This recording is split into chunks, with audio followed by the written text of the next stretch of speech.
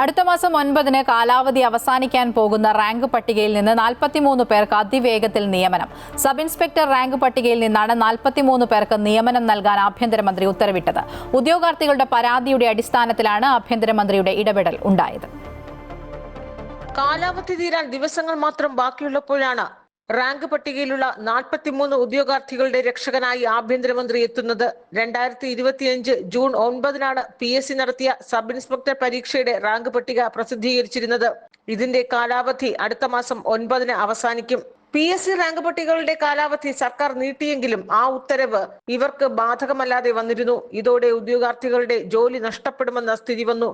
തുടർന്ന് ഉദ്യോഗാർത്ഥികൾ ആഭ്യന്തരമന്ത്രിയെ സമീപിച്ച് തങ്ങളുടെ അവസ്ഥ പങ്കുവച്ചു.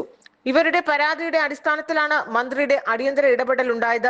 ഉദ്യോഗാർത്ഥികൾക്ക് ജോലി നഷ്ടപ്പെടുന്ന സാഹചര്യം ഉണ്ടാകരുതെന്ന് ആഭ്യന്തര വകുപ്പിന് രമേശ് ചെന്നിത്തല നിർദ്ദേശം നൽകി. അങ്ങനെ 43 പേർക്ക് അതിവേഗത്തിൽ നിയമനം നൽകാൻ അഡീഷണൽ ചീഫ് സെക്രട്ടറിക്ക് നിർദ്ദേശം ലഭിച്ചു. അമൃത ന്യൂസ്, തിരുവനന്തപുരം.